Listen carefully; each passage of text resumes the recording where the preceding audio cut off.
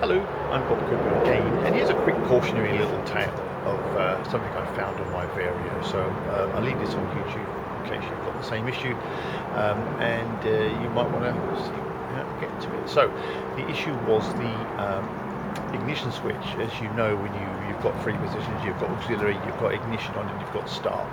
Ignition on, preheat, that one. What was happening with mine was the auxiliary didn't work. I want the radio to come on, that auxiliary sort of, not ignition, not off, just so I can have the radio on when I'm sitting in it at times. And it wasn't working, and it was bothering me that it wasn't working. So, these fans, the wiring's been mullered on them a lot of times. Other people have built it to a price rather than a standard, and you've got all sorts of colours, of which I'm guilty of as well. I find where I can, but just to make sure it's safe. Anyway, so it wasn't working. Let me show you what the problem was. You might find the same thing. So first of all, let's delve into the fuse box. I've got mine in pieces at the moment because I'm doing other stuff on it as well, so just ignore some of these things. Ignore this fuse box here, it's not going to sit on there. So the fuse you're looking for, I believe it's number 18. I know it is. It's this one here, number 18, top row, second one here. It's a 5 amp fuse, and that's your auxiliary circuit. We'll call it the radio circuit. What's interesting is there's another one down here. If yours is the same layout as mine, just make a note, there's another one here, this 10 amp fuse here. It's actually the tachograph fuse, but it's on the label on the back of the fuse box. Focus, it shows it as that bottom one there, fuse number 4, tachograph radio, and it isn't. But it is, it's for CB radio, it's the CB radio extra. So it's, what that one is there, interesting to note is, come on Bob, work the camera, is fuse 04, 5 amp fuse, 5 amp?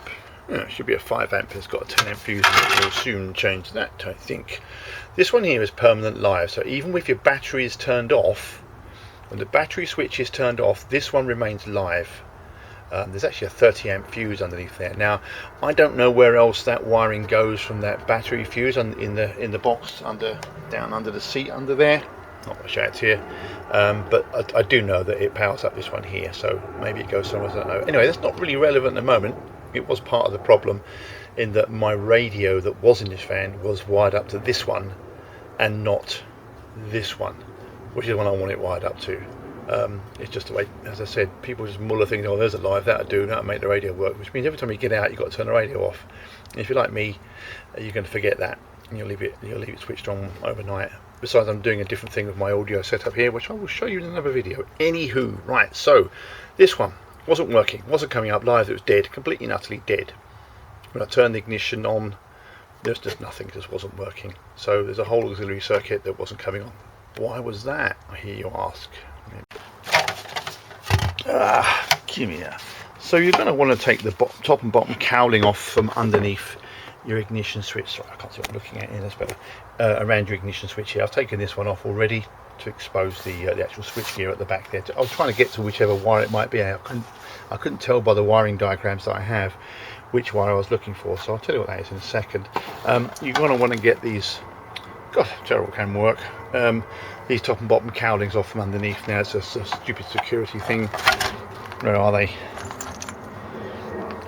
These oh yeah, these daft things, they sit inside these slots here, and they're kind of pressed in there. You need a screwdriver to get them out. It's probably a special tool with this push and twist thing to get them out, but you'll see them squashed in there, and they're just for a little bit of added Mercedes security, so that your thief can't come along and break into your vehicle. Sorry, dreadful camera work today, sorry about that. Wasn't born to be a camera. Look at the mess I made on my seat. Anyway, I can just clean up and put them back on. Anyway, so I took both of those off. I noticed, this is what you want to, God, this mess I made. I noticed that this is the ignition switch itself there. That's the lock switch on the back there. It's held on by 2 screws, one here, one on the other side. Now this was loose, it was odd, it was moving around. I can't show you now because I fixed it. It was moving around. I could move this thing side to side, this whole cluster, and I thought something's not right there. And as I touched it, it sort of went ba-doing, and the whole thing just fell to pieces, and it was broken. It was actually snapped and broken around this corner here, around here. The plastic was like old and brittle, 24-year-old vehicle, things go wrong with it. And the entire thing fell to pieces, and what was happening was that the auxiliary circuit, the connector, these 2 wires here, that's the red, is it just red? it's red and black. I haven't got my glasses on. And the brown and I've got my glasses on now. So this whole thing was broken. It was all snapped and broken away here. These two wires are the ones you're interested in for auxiliary circuit. You've got a red wire, which is the live, and you've got a green and red wire. The green and red wire is your auxiliary circuit colouring. So those two. This one here goes off to the fuse F18, as I said before. So what was happening was this particular model, this thing had broken away. It snapped off sideways off of there, and the connector just wasn't making a connection. It was just dangling in the air. So that's heading for a very definite breakdown very shortly if I hadn't have bothered. Now, I wasn't going to take this off. I thought, something else to do. I'll do it later. But I'm glad I did, because that was just going to fall to pieces probably halfway up the road. You know, if your auxiliary start circuit isn't working, or something feels all about the switch, just whip this cowling off and take a look at this thing, because you might want to save yourself. Dread to think how much they are. They're probably about £1 million. We'll have to win the lottery to buy one of these from Mercedes. I don't know. But I've super glued it back together again, left it overnight, and then re-super glued it, then super glued my fingers to it, as you always do. And it's quite solid now. It should be okay. Even if it does fall off, I can probably figure out how it works, hot wire the thing or whatever. But there you go. That's what you need to know. That's a repair that that I would have liked to have known before I did. Anyway, hope it's useful to you. Thanks for watching.